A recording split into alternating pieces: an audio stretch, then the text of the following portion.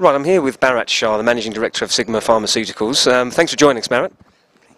Thank you very much, Neil. It's a pleasure to be here, and thank you for Pharmacy Business to come here and report this conference. Oh, it's our pleasure. A fantastic few days.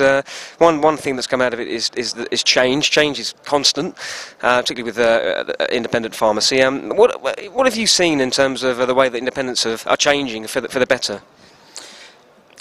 Well, you know, every conference we've had, there's been talk about changes. But I think in the last 12 months, I have seen a tremendous change, not only in the workings of pharmacy, but I think in the thinking of pharmacists on what to do and how to run their businesses.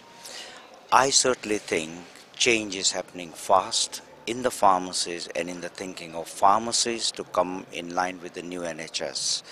I don't think it's totally there, but it's evolving at a much better rate than it has been over my last conferences. Yes, I mean, I think one of the speakers did mention that a few years ago the talk was of pharmacy being on fire. Now it's talk of the NHS being on fire, and pharmacy's really able to put that fire out, isn't it?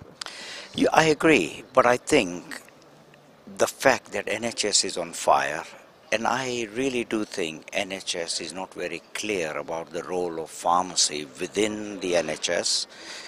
I often find that they forget to mention pharmacy. Although they want pharmacy to be a critical part of the system, I would like the pharmacists to be more recognized in this new change.